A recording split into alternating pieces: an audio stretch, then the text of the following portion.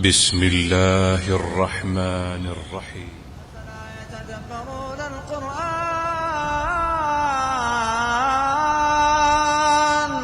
أفلا يتدبرون القرآن أم على قلوب أقفالها.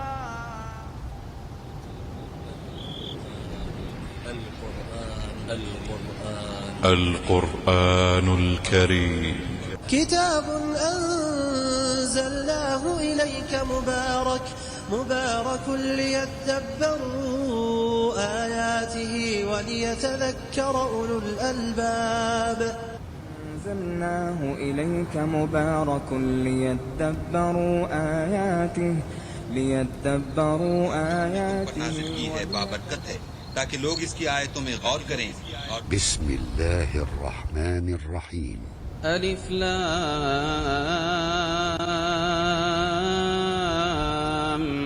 ميم ذلك الكتاب لا ريب فيه هدى للمتقين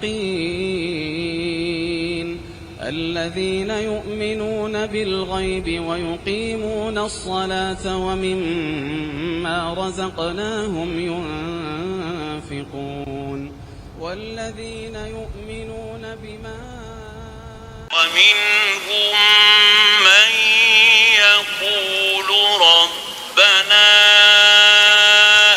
آتنا في الدنيا حسنة وفي الآخرة حسنة وقنا عذاب النار. أولئك لهم نصيب مما كسبوا والله سريع الحساب. واذكروا الله في أيام معدودات فمن تعجل في يومين فلا إثم عليه ومن تأخر فلا إثم عليه لمن اتقى واتقوا الله واعلموا أنكم إليه تحشرون. نستعينه ونستغفره ونعوذ بالله من شرور أنفسنا ومن سيئات أعمالنا من يهده الله فلا مضل له ومن يضلله فلا هادي له وأشهد أن لا إله إلا الله وأشهد أن محمدا عبده ورسوله. يا أيها الذين آمنوا اتقوا الله حق تقاته ولا تموتن إلا وأنتم مسلمون.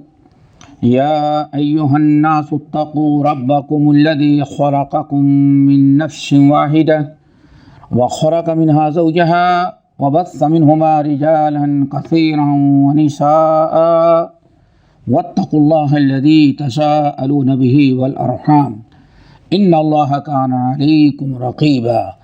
يا أيها الذين آمنوا اتقوا الله وقولوا قولا سديدا يصلح لكم أعمالكم ويغفر لكم ذنوبكم ومن يطع الله ورسوله فقد فاز فوزا عظيما.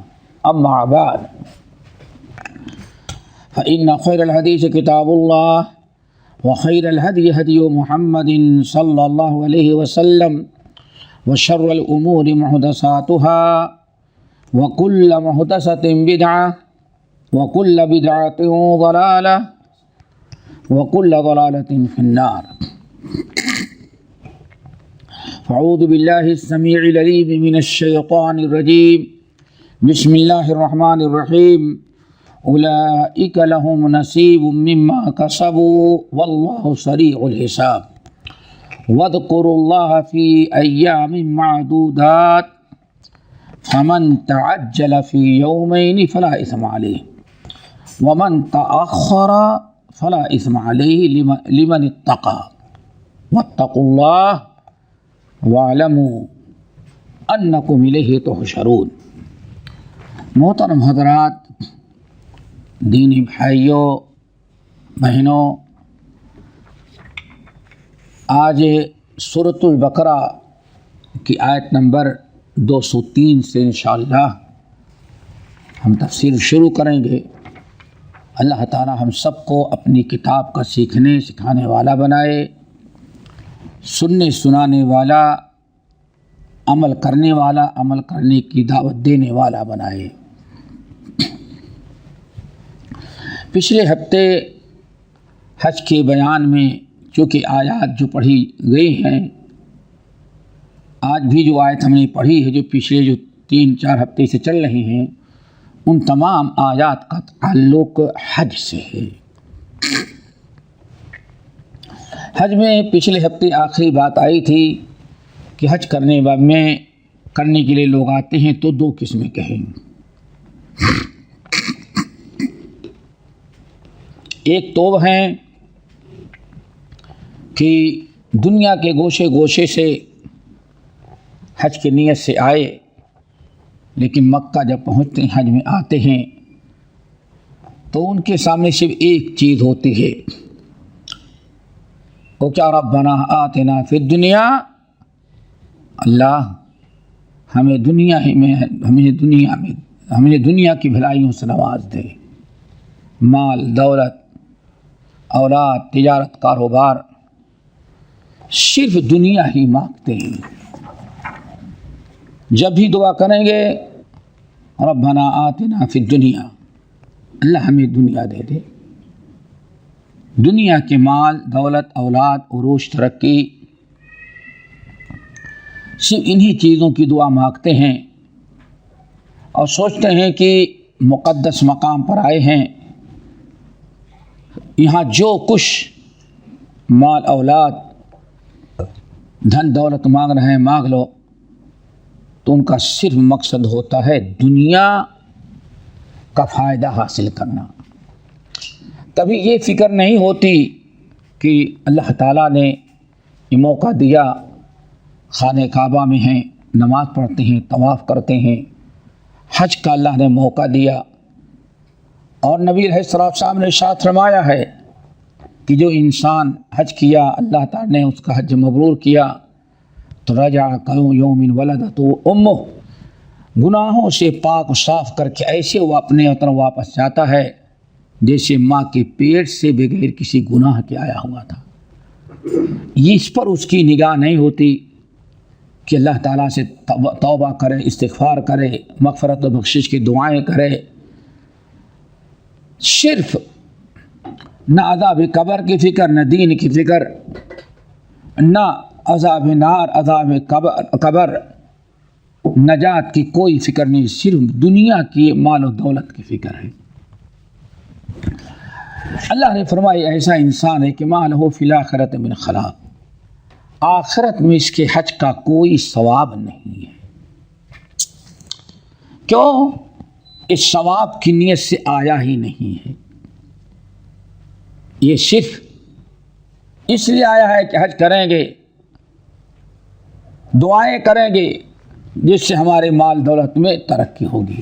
فما لہ فی الآخرۃ من خلاق، اس کو کچھ نہیں ملے گا۔ لیکن کچھ ایک دوسری قسم ہے حاجیوں کی، جب وہ حج کرتے ہیں تو دعا مانگتے ہیں ربنا آتنا فی الدنیا حسنہ وفی الآخرۃ حسنہ وقنا عذاب النار۔ ربنا آتنا فی الدنیا حسنہ، اللہ ہمیں دنیا کی بھلائی سے نواز۔ دنیا کی بھلائی سے کیا مراد ہے؟ پچھلے درس میں تفصیل آئی ہے۔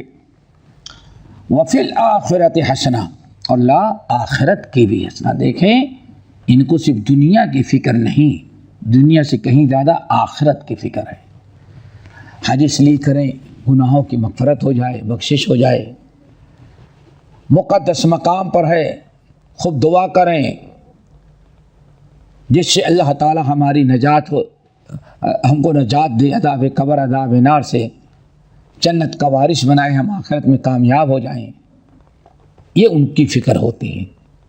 اس لیے کہتے ہیں ربنا آتنا فی الدنیا حسنہ وفی الآخرۃ حسنہ، اللہ دنیا کی بھلائی سے نواز دے اور آخرت کی بھی بھلائی سے نواز دے۔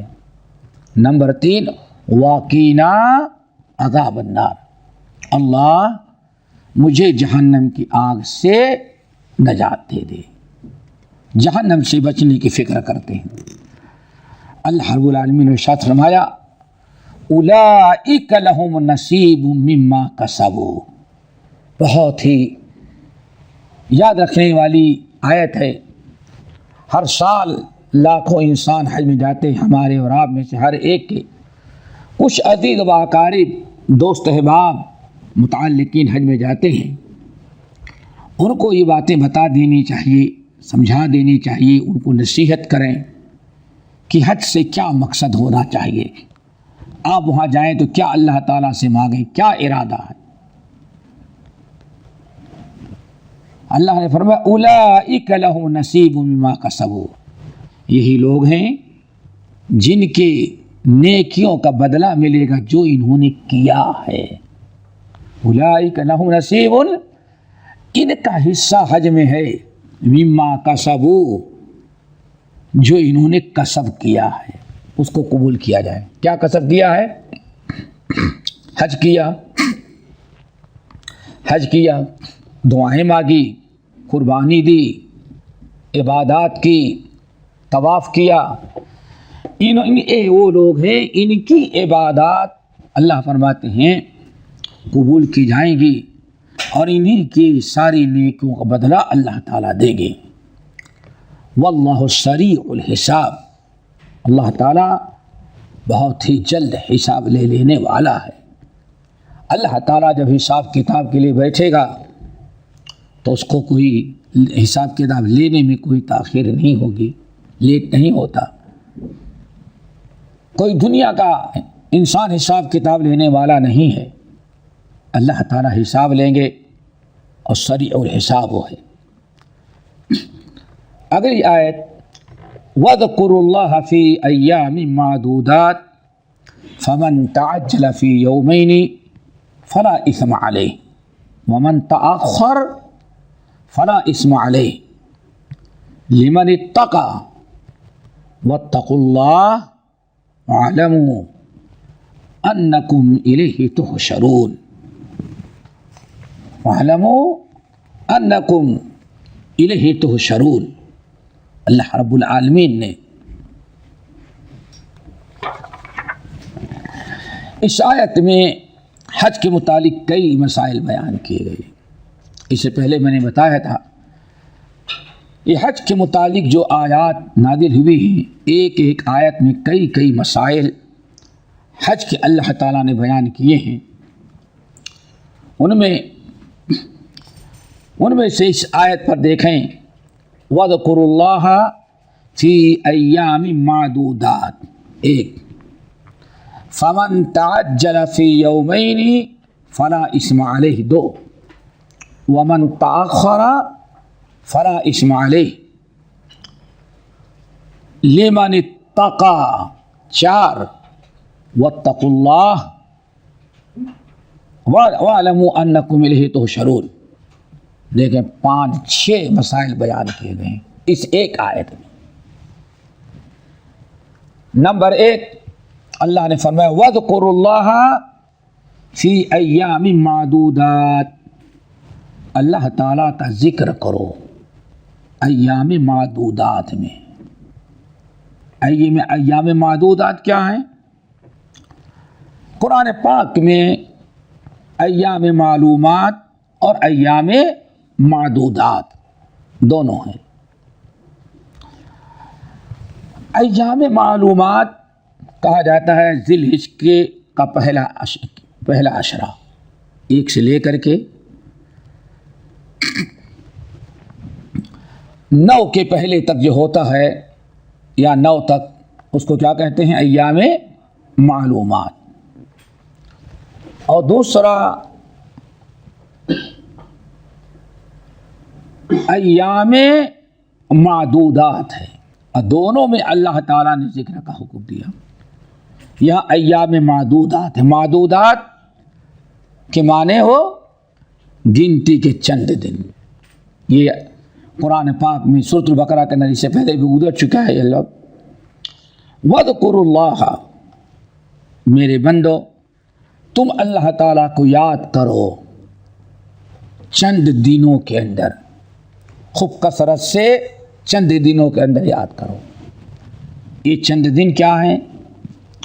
یہ ایام تشریق، ان کو ایام تشریق کہا جاتا ہے۔ یعنی حج کو یوم عرفہ 9 ذی الحج، یوم النحر 10 ذی الحج، پھر 11 سے لے کر کے 13 تک، 11 12 13، یہ 3 دن جو ہیں ان کو کہا جاتا ہے ایام تشریق۔ اس سے پہلی آیات میں یہ بحث آئی تھی فَإِذَا قَضَيْتُم مَّنَاسِكَكُمْ فَاذْكُرُوا اللَّهَ كَذِكْرِكُمْ آبَاءَكُمْ أَوْ أَشَدَّ ذِكْرًا، اے لوگو جب تم حج کو مکمل کر لو، تمہارے حج کے احکام پورے ہو جائیں، تو فَاذْكُرُوا اللَّهَ كَذِكْرِكُمْ آبَاءَكُمْ أَوْ أَشَدَّ ذِكْرًا، تم اللہ تعالیٰ کو اتنا یاد کرو، ویسے یاد کرو جیسے کہ تم اپنے باپ دادا کو یاد کرتے، او اشد ذکرا، یا اس سے بھی زیادہ۔ تفصیل گزر چکی ہے کہ حج کے فراغت کے بعد عرب کے آئے ہوئے لوگ مینا میں جو قیام کرتے تھے، حج سے فارغ ہونے کے بعد جو مینا میں قیام کرتے تھے، جو قیام کرتے تھے 11 12 13، تو اس میں وہ بیت مشاعرہ کرتے تھے، سارا ٹائم مشاعرے میں جاتا تھا۔ کرتے یہ تھے کہ عرب کے بڑے بڑے شعراء اکٹھا ہوتے اور باقاعدہ بیت بازی ہوتی، مقابلہ ہوتا تھا، اور جو سب سے زیادہ آگے بڑھ جاتا اشعار پڑھنے میں، یا سامنے والے کو مقابلے میں جس کو جو شکست دے دیتا، وہی سب سے بڑا شاعر ہوتا تھا۔ اور اشعار ایسے ہوتے تھے جس میں اللہ کا کوئی تذکرہ نہ ہو، جنت و جہنم کا کوئی تذکرہ نہیں، اللہ کی حمد و ثنا نہیں، صرف باپ دادا کے فضائل بیان کرنا، باپ دادا کے مناقب اور فضائل، ان کے کارنامے بیان کرنا، یہی سب سے بڑا ان کا کارنامہ تھا۔ اللہ کو یاد نہیں، ہمارے باپ نے اتنا قتل کیا تھا، ہمارے باپ نے اتنی شادیاں کی دی، دوسرا کہتا ہمارے باپ اتنا شراب پیتے تھے، تیسرا کہتا ہمارے یہاں تو اتنا کھانا روزانہ پکتا تھا۔ یعنی جود و سخا، قتل و غارت، خونریزی، بہادری، شاباشی کے پر ہوتا تھا، اللہ کا کوئی تذکرہ نہیں ہوتا تھا۔ اللہ نے اس چیز کو ختم کیا اور فرمایا فَإِذَا قَضَيْتُم مَّنَاسِكَكُمْ فَاذْكُرُوا اللَّهَ كَذِكْرِكُمْ آبَاءَكُمْ أَوْ أَشَدَّ ذِكْرًا، تم لوگ فَإِذَا قَضَيْتُم مَّنَاسِكَكُمْ، جب حج کے مقرر پورے ہو جائیں، حج پورا ہو جائے، ارکان تم نے ادا کر لیا، تو مینا میں 3-4 دن جو گزارتے ہو، ان دنوں میں خوب کثرت سے اللہ تعالیٰ کا ذکر کرو۔ کیسے؟ جیسے کہ تم اپنے باپ دادا کا ذکر کرتے تھے، او اشد ذکرا، یا ان سے بھی زیادہ اللہ تعالیٰ کا ذکر کرو۔ پوری تفصیل اس کی گزر چکی ہے۔ یہاں ایام تشریق میں اللہ تعالیٰ نے ذکر کا حکم دیا ہے، وَاذْكُرُوا اللَّهَ فِي أَيَّامٍ مَّعْدُودَاتٍ. حج کے چند دن جو ہیں ایام تشریق کے، ان میں تم اللہ رب العالمین کا خوب کثرت سے ذکر کرو. اللہ تعالیٰ کی یاد کا، اللہ تعالیٰ کی ذکر کا حکم دیا گیا. اور اس کی دو شکلیں ہیں. نمبر ایک، جیسے کہ صحابہ کرام رضوان اللہ علیہم اجمعین کا دستور تھا، ہر فرض نماز کے بعد تکبیرات کہتے تھے، اللہ تعالیٰ کی حمد و ثنا بیان کرتے. اور آج بھی الحمدللہ یہ دنیا میں رائج ہے. اب یہ تکبیرات کب سے شروع کرنا چاہیے، اس میں اہل علم کا تھوڑا سا اختلاف ہے، لیکن نبی علیہ السلام میں کوئی چیز تو منقول نہیں ہے، لیکن صحابہ کرام رضوان اللہ علیہم اجمعین ان ایام میں فرض نماز سے سلام پھیرنے کے بعد اللہ تعالیٰ کی کبریائی، اللہ کی بڑائی، حمد و ثنا بیان کرتے. یہ صحابہ کرام کا دستور تھا. اور ختم کب کرتے؟ یہ 13 کی نماز عصر پر شروع کرتے، یوم عرفہ سے یا یوم النحر سے. اور ہر فرض نماز کے بعد سلام پھیرنے، فرض نماز کے سلام پھیرنے کے بعد باقاعدہ تکبیرات کہی جاتی تھیں، اور آج تک یہ رائج ہیں. ایک تو یہ ہے تکبیرات، وَاذْكُرُوا اللَّهَ فِي أَيَّامٍ مَّعْدُودَاتٍ. ایام معدودات میں اللہ تعالیٰ کو ذکر کو یاد کرو. اور دوسری شکل یہ ہے نماز کے بعد کے علاوہ عام اوقات میں خوب کثرت سے اللہ تعالیٰ کا ذکر کرتے رہیں. تکبیرات، تحمیدات، تسبیحات، تحلیلات، یہ ساری چیزیں خوب کثرت سے آپ کرتے رہیں. اللہ اکبر کا، اللہ اکبر جو عیدین کے موقع پہ ہوتی ہیں، وہ تکبیرات باقاعدہ ذی الحجہ کے 13، 14، 11، 12، 13 کو بڑی پابندی سے صحابہ کرام کہتے تھے. اور عام اوقات میں بھی صحابہ بڑی پابندی سے کرتے. کہا جاتا ہے، امام بخاری رحمۃ اللہ علیہ نقل کرتے ہیں کہ عبداللہ ابن عمر، ابو ہریرہ رضی اللہ تعالی عنہم یہ لوگ نکل جاتے باہر. بعض لوگوں نے تو باقاعدہ نقل کیا کہ منی میں خیمے لگے رہتے، وہاں چلے جاتے اور بلند آواز سے حضرات اللہ اکبر لا الہ الا اللہ اللہ اکبر وللہ الحمد بلند آواز سے پڑھتے، تاکہ غافل لوگوں کو پتہ چل جائے کہ یہ ایام ذکر الہی کے، وہ بھی تکبیرات کہنے لگے. دکاندار اپنے کاروبار میں، خریدنے والے بیچنے والے سب مشغول، کہیں دوست احباب کچھ اور اپنا گفتگو کر رہے ہیں، یہ دونوں صحابی نکل جاتے اور بلند آواز سے تکبیرات کہتے. اور ان کی تکبیرات سن کر کے سب لوگ تکبیرات میں مشغول ہو جاتے. یہ تو ذکر کرتے رہیں گے. لیکن اگلی آیت بڑی اہم، اور ان ایام میں ذکر الہی کا ایک تیسرا طریقہ اور بتایا گیا ہے، وہ ہے جانور ذبح کرنا قربانی کے بسم اللہ اللہ اکبر کے ساتھ. نمبر 2 رمی جمرات، پتھر 10 کو بھی ماریں گے، 11، 12، 13 کو. فرق یہ ہوگا 10 کو صرف بڑے کو ماریں گے اور 11، 12، 13 تک تینوں کو ماریں گے. سب سے پہلا جو ہے جس کو سوگرا کہتے ہیں، چھوٹا وہاں سے شروع کریں گے اور پھر دوسرے کو پھر تیسرے کو 7 پتھر ہم مارتے جائیں گے. یہ ذکر الہی کا ایک طریقہ ہے.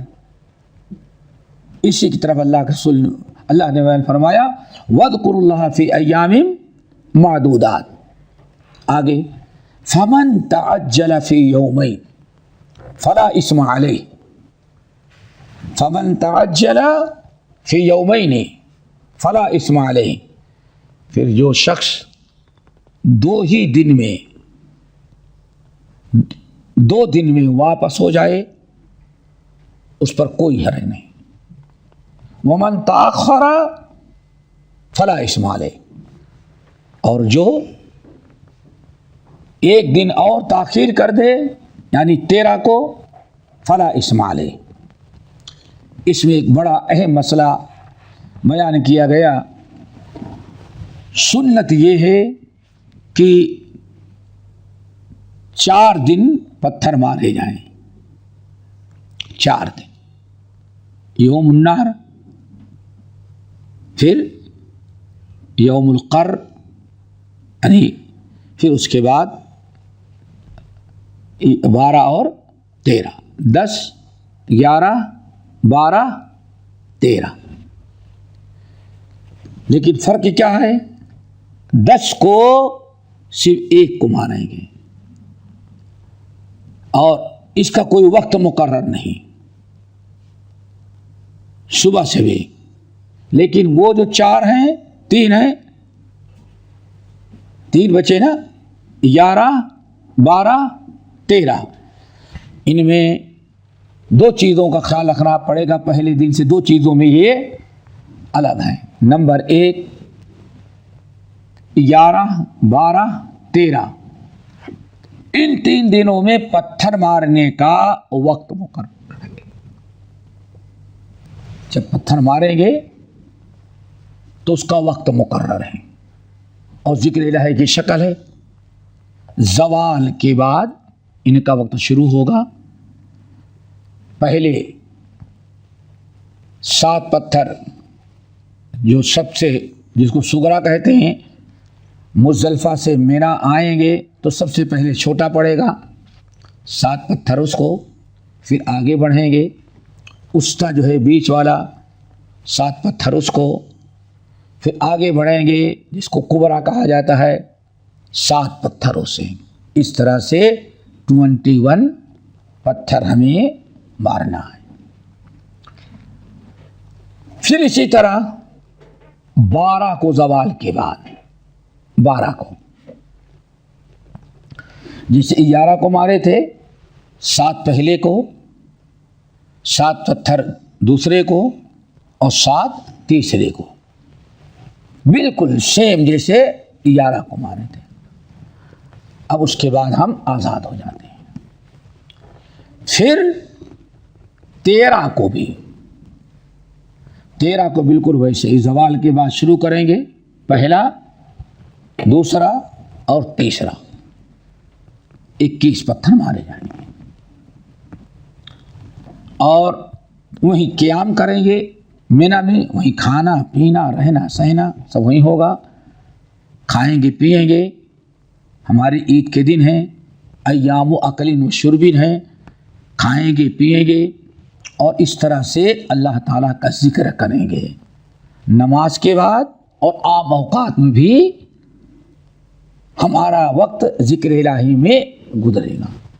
لیکن اللہ نے فرمایا، اب کتاب قرآن میں دیکھیں، فَمَن تَعَجَّلَ فِي يَوْمَيْنِ.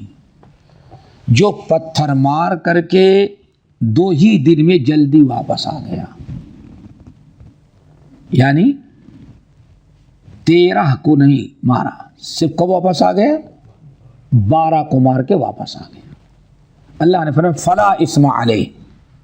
اس پر کوئی حرج نہیں، اس پر کوئی حرج نہیں. وَمَن تَأَخَّرَ. اور جو تاخیر کر دے 1 دن اور یعنی 13 کو مار لے تو فَلَا إِثْمَ عَلَيْهِ. اس پر بھی کوئی حرج نہیں ہے. یہ اس آیت کے اندر مسئلہ بیان کیا گیا کہ 3 دن تو پتھر مارنا اور وہاں مینا میں ٹھہرنا ضروریات حج میں سے ہے. 10, 11 اور 12 پتھر بھی مارنا ہے, وہیں رہنا بھی وہیں ہے, ذکر اذکار کرتے رہیں, اور رات بھی وہیں گزارنا. مبیت اگر دن میں کوئی ضرورت ہے تو آپ چلے جائیں, یہاں وہاں کچھ کام ہے, ضرورت پڑ گئی چلے جائیں, مکہ چلے جائیں, کچھ اور کر, لیکن رات کہاں گزارنا ہے؟ مینا میں. اتنا تو ضروری ہے. اب ایک دن اور 13 کا ہے. اگر کوئی انسان ٹھہر جائے اور 13 کو بھی پتھر مارے, اور پتھر مارے گا وہی 21 پہلے مارا تھا. اب پتھر مار دینے کے بعد اب وہاں ٹھہرنا کوئی ضروری سنت بھی نہیں, آپ نکل جائیں وہاں سے. یعنی پتھر تو ماریں لیکن آپ چاہیں تو رات گزاریں, تو رات تو گزر چکی ہے, پتھر مار کر کے آپ نکل گئے, اب آزاد ہو گئے. اب مینا میں رہنا کوئی ثواب کا عمل نہیں. تو اللہ نے فرمایا فمن تعجل فی یومین فلا اثم علیہ, جس نے جو 2 ہی دن میں جلد بازی کر کے واپس لوٹ آیا تو اس پر کوئی حرج نہیں. ومن تاخر, اور جو 1 دن اور لیٹ کر دے یعنی اور قیام کر لے تو اس کے لیے اس میں بھی کوئی حرج نہیں. افضل تو یہی ہے کہ نبی علیہ السلام 3 دن تینوں دن رہے, یعنی 13 تک رہے. افضل تو یہی ہے, لیکن اگر کوئی 12 کو واپس آ جائے پتھر مار کر کے تو حج پر کوئی فرق نہیں پڑے گا. یہاں ایک چیز اور ہے, 2 چیزیں بہت سارے اہل علم نے کہا, اس کو یاد رکھیے گا کہ 13 کو آپ نے دیکھا پتھر مار کر کے انسان زوال کا وقت زوال ہوا, زوال کے بعد پتھر مارا, اب وہ اس کی سارے چیزیں ختم ہو گئیں, اب وہ واپس چلا جائے, اب اسے رہنے کی کوئی ضرورت نہیں, واپس آ جائے. لیکن 12 کو اگر اس نے پتھر مارا, 10 کو مارا, 11 کو مارا اور 12 کو مارا, 12 کو زوال کے بعد تو مار دیا یا اس کے بعد مارا, تو اسے بہتر ضروری ہے کہ سورج غروب ہونے کے پہلے مینا کی حدود سے نکل جائے. یہ مسئلہ نہایت اہم ہے, اس کو یاد رکھیں. 12 کو فمن تعجل فی یومین فلا اثم علیہ, جو 2 ہی دن میں جلدی کرے کہ واپس لوٹائے, یعنی 11 اور 12 کو پتھر مار کر کے, تو کوئی حرج نہیں. حرج تو نہیں, لیکن سورج غروب ہونے کے پہلے خیمے سے نہیں بلکہ مینا کے حدود سے باہر ہو جائے تو کوئی حرج نہیں. لیکن اہل علم کی ایک بڑی جماعت کہتی ہے, اور حدیث میں بھی آیا ہے, اگر سورج غروب ہو گیا مینا کے اندر تو اب اس کو نکلنا جائز نہیں, وہ پھر رات گزارے گا اور 13 کو پتھر مارنے کے بعد پھر جائے گا وہ. یہ اس چیز کا خیال رکھنا چاہیے. کوشش کریں کہ مار کر کے باہر لگے ہیں تو سورج غروب ہونے کے پہلے مینا سے آپ باہر ہو جائیں. ایک مسئلہ تو ہے. اور اہل علم کی ایک جماعت ہے, کہتے ہیں کوئی حرج نہیں, لیکن افضل یہی ہے اور اللہ نے سختی کے ساتھ منع کیا ہے, سورج غروب ہونے کے پہلے نکلیں. اگر نہیں نکل سکے تو پھر دوبارہ وہیں رہیں اور کیا رات گزاریں. دوسرا بڑا اہم مسئلہ ہے, وہ بھی یاد رکھیں. کیا مینا کے جو 3 دن یہ ہیں، ان 3 دنوں میں رات گزارنا تو ضروری ہے، رات گزارنا ضروری ہے۔ کیا دن بھی گزار سکتے ہیں؟ کیا دن میں بھی وہیں رہنا ضروری ہے؟ یہ ایک مسئلہ ہے، اور لوگ جانتے ہیں بڑی مشکلات ہو جاتے ہیں۔ تو رات گزارنا واجبات میں سے ہے، واجبات میں ضروری ہے، لیکن دن میں رہنا وہاں کوئی ضروری نہیں۔ اگر کسی ضرورت کے تحت انسان مکہ چلا گیا یا کہیں اور چلا گیا، کوئی ضرورت پڑ گئی، مینا کے باہر دن رہا اور رات گزارنے کے لیے شام کو واپس آ جائے تو کوئی حرج نہیں۔ کیوں؟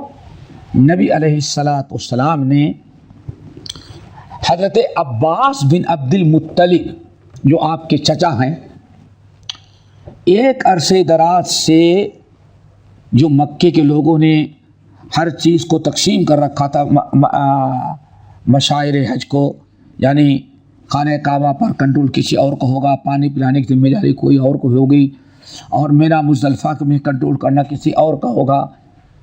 تو عباس بن عبد المطلب کے حصے میں سقایہ آیا تھا، یعنی زمزم کا پانی جو ہے کنواں ان کی کنٹرول، اس کے متولی یہ تھے حضرت عباس بن عبد المطلب، اور یہی پورے حجاج کو زمزم پلانے کا انتظام کرتے تھے۔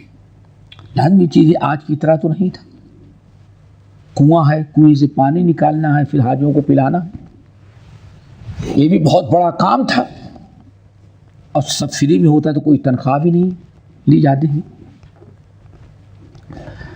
تو عباس بن عبد المطلب نے نبی علیہ السلام سے بتایا کہ یا رسول اللہ، ہم اگر یہاں رہ جائیں گے تو حاجیوں کو پانی پلانے کا مسئلہ نظام جو ہے گڑبڑ ہو جائے گا۔ تو اللہ کے رسول صلی اللہ علیہ وسلم نے حضرت عباس اپنے چچا کو اجازت دے دی تھی کہ آپ دن کہاں چلے جایا کریں، پانی پلانے کے لیے، اس کا انتظام دیکھنے کے لیے۔ پتہ یہ چل گیا ایسی کوئی ضرورت ہے، آج کسی کی ڈیوٹی ہو، بہت سارے لوگ ایسے ہوتے ہیں کہ ڈیوٹی ہے، اتنی لمبی چھٹی کمپنی والے نہیں دے رہے ہیں، یا اور انسان پر کے لیے کوئی حاجات ہیں، تو وہ اپنے ڈیوٹی پہ چلا جائے، اپنا کام کرے۔ ہو سکتا ہے آپ کو کچھ سودا سلوک کرنے کا کوئی ضرورت ہو تو آپ دن میں جائیں کریں، لیکن رات گزارنے کے لیے کہاں آ جائیں؟ مینا میں۔ اسی طرح سے مینا کے میدان میں جتنے حجاج تھے، باہر کے حجاج آتے تھے تو اونٹوں پر، خچروں پر سواریاں ان کی ہوتی تھیں۔ سواریاں ہر جگہ لے کر کے نہیں جا سکتے تھے، مینا، مزدلفہ، عرفات، ہر جگہ سواریاں نہیں جا سکتی تھی۔ تو جیسے آج کار پارکنگ بنا دیا گیا ہے، بس پارکنگ بنا دی گئی ہے، ایسے ہی باہر سے آنے والی سواریوں کا بھی ایک کے لیے کچھ جگہیں مقرر کر دی، وہیں سواریاں روک دی جاتی تھیں، ورنہ اتنی سواریاں جائیں گی تو کافی رش ہو جائے گا۔ تو ان سواریوں کے کھلانے پلانے کا ایک کام ہوتا تھا۔ تو نبی علیہ السلام نے ایسے تمام لوگوں کو بھی اجازت دے دیا تھا جو جانوروں کو چارہ ڈالتے ہیں، کھلاتے پلاتے، ان کی دیکھ بھال کرتے ہیں، ان کو بھی آپ نے اجازت دے دیا تھا کہ تم دن میں چلے جاؤ، وہاں کام کرو، لیکن رات کو سونے کے لیے مبیت جو ہے کہاں کرنا؟ مینا کے اندر، یہ ضروری ہے۔ بات ہو گئی آگے، اللہ نے فرمایا لمن اتقى، اللہ اکبر، یہ جملہ بڑا اہم ہے، اس کو سمجھیں۔ لمن اتقى، وہ آیت کیسی ہے؟ پورے حج کے بیان میں یہاں کیا چل رہا تھا؟ فمن حج ایسا کرنا ہے ویسا کرنا ہے ایسا کرنا ہے، حج میں یہ ساری چیزیں ممنوع ہیں، یہ ساری چیزیں ناجائز ہیں، بہت ساری چیزیں منکرات اور محرمات میں ہیں ایسے حج کے۔ سب سے آخر میں اللہ اکبر، اس کے بعد حج کے سارے مسائل ختم ہوتے ہیں۔ حج کے مسائل کہاں سے تھے؟ الحج اشہر معلومات سے حج کے مسائل شروع ہوئے تھے، اور آیت نمبر 203 تک حج کے مسائل آئے۔ حج کا آخری مسئلہ اللہ نے کیا بیان کیا؟ فمن تعجل فی یومین فلا اثم علیہ ومن تاخر فلا اثم علیہ، یہی بیان کیا نا۔ اللہ اکبر۔ اب اللہ تعالیٰ نے بڑی اہم وصیت کی اور خبر دیا، ہر حج کرنے والا انسان اس پر توجہ کرے اور سوچے، اور ہم میں اور آپ میں سے ہر انسان اس کو اس نیت سے سنے اور یاد رکھے کہ ہمیں اس پر عمل کرنا ہے۔ رب العالمین نے فرمایا لمن اتقی، یہ سب کچھ اس کے لیے ہے جس نے تقوی اختیار کیا، جس نے اپنے آپ کو بچایا، پرہیز کیا۔ ذالک لمن اتقی، یہ الحج اشہر معلومات سے شروع ہوا ہے، یہ آخر میں لمن اتقی کیا مطلب ہے؟ یہ حج کے سارے فضائل، سارا اجر و ثواب، حج کی ساری برکتیں، ساری نیکیاں ان حجاج کے لیے ہے لمن اتقی، جو تقوی، جس نے تقوی اختیار کیا۔ جس نے تقوی اختیار نہیں کیا اس کے اعمال، اس کے حج کی کوئی قدر و قیمت اللہ رب العالمین کے نزدیک نہیں ہے۔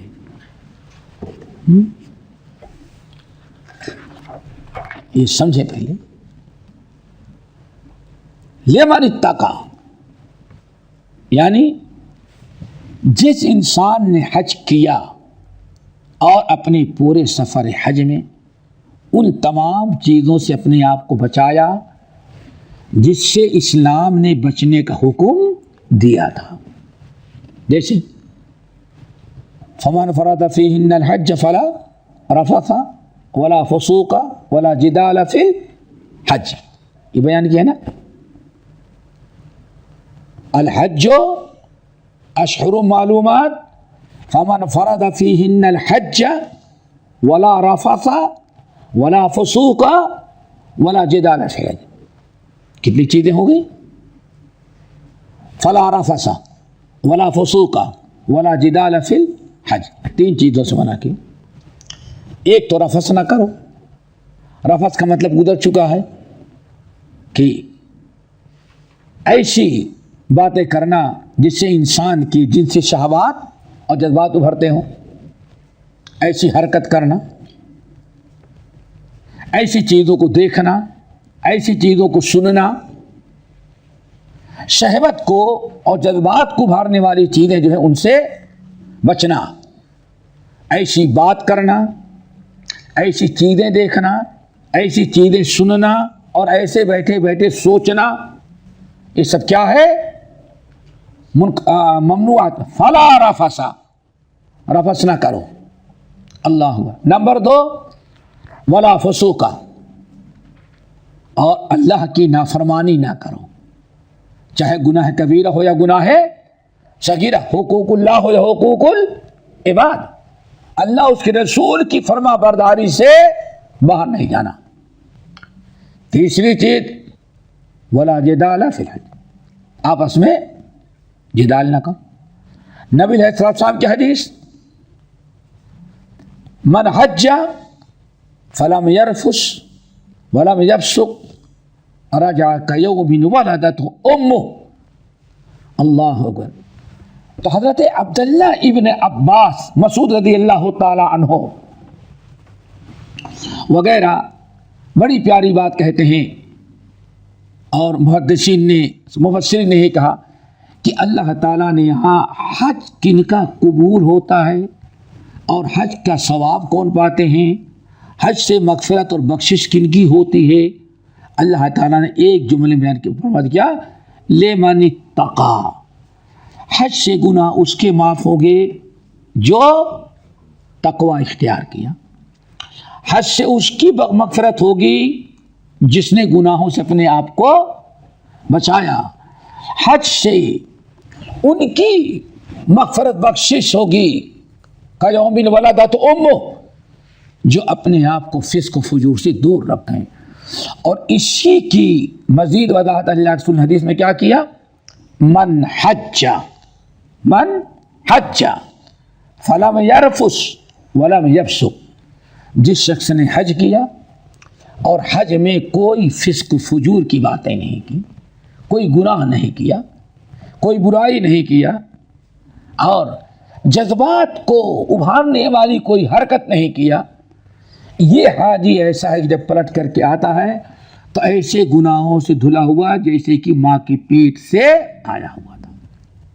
تو اللہ نے بہت وعدے کیا لمن اتقی، ایسے ہی بس شکار کھیلنے سے منع کیا، بہت ساری چیزیں، ہر وہ چیز جس سے اللہ کے رسول نے یا اللہ نے منع کیا، جس میں اللہ اس کے رسول کی نافرمانی ہے، ایسی چیزوں سے جو بعد رہے گا، یہ حج کی ساری فضیلت اس کے لیے ہے۔ اللہ نے آگے فرمایا واتقوا اللہ، واتقوا اللہ، لوگو تم اللہ تعالیٰ سے ڈرو۔ جب تمہیں معلوم ہو گیا کہ حج کے عمرے کی ساری فضیلتیں، سارا اجر و ثواب، حج کی ساری برکات اس کے لیے ہے، کون؟ لمن اتقی، جو اپنے آپ کو گناہوں اور برائیوں سے بچاتا رہا، تقوی پر قائم رہا۔ اس لیے واتقوا اللہ، میرے مومن بندو تم اللہ تعالیٰ سے ڈرو، واتقوا اللہ، تم اللہ تعالیٰ سے ڈرو، وَاعْلَمُوا أَنَّكُمْ إِلَيْهِ تُحْشَرُونَ، اچھی طرح سے یاد رکھنا کہ تم سب کو اللہ رب العالمین کی طرف اکٹھا کیا جائے گا۔ جانتے ہیں آخر میں اللہ تعالیٰ نے آخرت سے ہمیں ڈرایا، صرف اس بنا پر ڈرایا کہ جب انسان، حج ایک کوئی عام عبادت نہیں ہے، بہت اہم عبادت ہے حج۔ آپ ذرا سوچیں، نماز گھر میں پڑھ لیا، مسجد نہیں پڑوس میں مسجد ہے، جا کر کے پڑھا، تھوڑی دیر میں پڑھ کر کے آگے، کوئی کام نماز سے رکتا نہیں، روزہ رکھتا ہے، دن بھر اپنے کام، سارا کام کرتا ہے، لیکن حج کے لیے مال، وقت، ٹائم، سفر، پھر اخراجات، اتنے چیزیں حج میں ہیں جو کسی اور عبادت میں نہیں ہوتی۔ اب اگر انسان کوتاہی کرے تو حج میں گیا، حج میں ویسے ہی لوٹ کر کے آیا جیسے گیا تھا، تو کچھ فائدہ نہیں ہوا۔ تو اسے اللہ نے کیا فرمایا؟ واتقوا اللہ، اللہ تعالیٰ سے ڈرو، تقوی پیدا کرو، بچو، مقصد تاکہ تمہارا حج قابل قبول ہو اور حج کی فضائل تمہیں حاصل ہو جائیں۔ اور اچھی طرح سے یاد رکھو انکم الیہ تحشرون، تمہیں اللہ تعالیٰ کی طرف جمع کیا جائے گا۔ بعض اہل علم نے بڑی پیاری بات کہی، اس آیت میں انہی باتوں کی طرف اشارہ ہے۔ آدمی کا دو حشر ہے، اللہ اکبر، دو حشر ہے۔ حشر کے معنی جمع ہونا، سب چھوڑ چھاڑ کر کے کسی جگہ جمع ہونا، اس کو کہا جاتا ہے حشر، اور جہاں جمع ہوتے ہیں اس کو کہتے ہیں میدان محشر۔ جب قیامت کے دن سور پھونکا جائے گا تو دنیا کے سارے لوگ جب ایک جگہ آ کر کے ایک میدان میں اکٹھا ہوں گے تو اس کو کہا جاتا ہے حشر اور میدان محشر۔ ایک تو وہ ہے کہ آدمی دنیا میں جو آیا تھا دنیا کی کوئی چیز اس کے ساتھ نہیں، یہاں تک کہ حشر میں آئے گا تو دنیا کا کوئی سچ ڈھانپنے والا کپڑا بھی نہیں ہوگا، جیسے حدیث میں دیکھا ہوگا، حفاتن عوراتن غرلا، ننگے پیر ننگا بدن ہوگا۔ اسی لیے حضرت عائشہ نے کیا کہا، یا رسول اللہ اگر سب لوگ ننگے اٹھائے جائیں تو کیا ایک دوسرے کے سطر نہیں رہے؟ اللہ تعالیٰ فرمایا عائشہ ایسی پریشانی ہوگی کسی کو کسی طرف نگاہ ڈالنے کا موقع ہی نہیں ہوگا، ہوش ہی نہیں ہوگا۔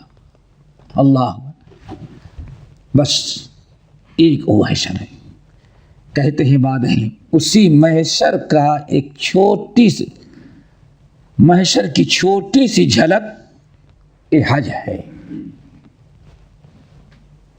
حالت احرام، مالدار کی مالداری رہ گئی، یہی ہے نا، مالدار کی مالداری، بادشاہت کی کرسی، وزیر کی وزارت،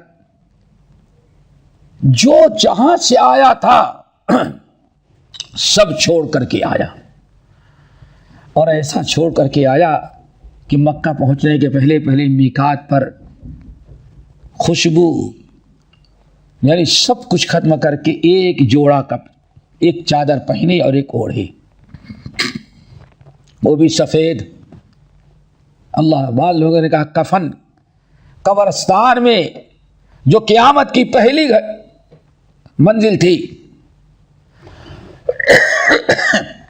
جیسے بغیر سلے سلائے سفید دو چادر پہن کے کفن میں گیا تھا، قبر میں گیا، آج وہی چھوٹا حشر حجر ہے، آدمی ایک بلا سلا ہوا کپڑا ایک چادر اوڑھتا ایک چادر پہنتا ہے۔ جیسے حشر کے میدان میں سب کی نگاہ سب کی توجہ ایک ہی طرف، دنیا کے جتنے حاجی آئے ہوئے ہیں سب کا رخ ایک طرف، ایک ہی چیز۔ تو اللہ تعالیٰ اس کو بھی حشر کا بتایا، وَاعْلَمُوا أَنَّكُمْ إِلَيْهِ تُحْشَرُونَ۔ تو بعد اہل علم نے کہا کہ اللہ رب العالمین ایک مثال دے رہے، دیکھا بیوی بچے کچھ نہیں، اکیلے تم چلے جا رہے ہو، ہر آدمی کو اپنی اپنی فکر پڑی ہے، حج میں چلے جا رہے ایک ہی طرف رخ ہے، سب کا رخ ایک طرف، اللہ اکبر، سب کی زبان پر ایک ہی، سب کی زبان پر ایک ہی کلمہ، سب کی کلمات بھی ایک ہی۔ اس حشر کو جو عرفات اور حج میں جا رہے ہو، اس کو سوچ کر کے بڑے حشر کو یاد کرو، قیامت کے وَاعْلَمُوا أَنَّكُمْ إِلَيْهِ تُحْشَرُونَ، یاد رکھو ایسے ہی تمہیں قیامت کے دن اللہ رب العالمین کی طرف جمع کیا جائے گا۔ آج تم اللہ تعالیٰ کے گھر، اللہ کے مقرر قاعدہ میدان عرفات اور مزدلفہ میں مینا میں جا رہے ہو، وَاعْلَمُوا اچھی طرح سے یاد رکھو أَنَّكُمْ إِلَيْهِ تُحْشَرُونَ، ایسے ہی تمہیں ایک دن کہاں جمع کیا جائے گا؟ اللہ رب العالمین کے دربار میں۔ اللہ تعالی ہم سب کو عمل کی توفیق نصیب فرمائے اور اپنی کتاب کے سمجھنے سمجھانے کی توفیق دے، اور جو کچھ ہم اللہ تعالیٰ کی کتاب پڑھتے ہیں، سنتے ہیں، سیکھتے ہیں، اس پر عمل کریں، اس کو یاد رکھیں، غیروں تک پہنچائیں، اور مزید اللہ تعالیٰ سے علم کی دعا کیا کریں۔ اللہ تعالیٰ ہم سب کو عمل کی توفیق نصیب فرمائے۔ اقول قولی ھذا واستغفر اللہ من کل ذنب واتوب الیہ۔ کیا ہے؟ 10 تاریخ کو بڑے جماعت 11، 12، 13 کو جو آخری 3 دنوں سے جو 3 جو بچے رہے گا ان کو مارا جائے گا، تو بڑے والے کو کتنا پتھر مارا جائے گا؟ اسے 7 پتھر مارے جائیں گے بڑے والے کو، سب کو برابر، پہلے دن سے 10 پہلے دن بھی اس کو 7 ہی مارا جائے گا، بڑے والے کو، بڑے کو، اور اس کے بعد سے جو ہے یہ اچھا اسی کو پہلے دن ہی ہوگا، باقی 3 دن سے جو 3 بچے ان کو 3 11، 12، 13 21 پتھر، 7 ایک کو 7 ایک کو 21 پتھر سب کو مارنا ہے۔ ہمارے چینل کو سبسکرائب کیجیے اور بیل آئیکن کو دبانا نہ بھولیے تاکہ آپ کو نئی ویڈیو برابر ملتی رہیں۔ لائک اور شیئر کرنا نہ بھولیے۔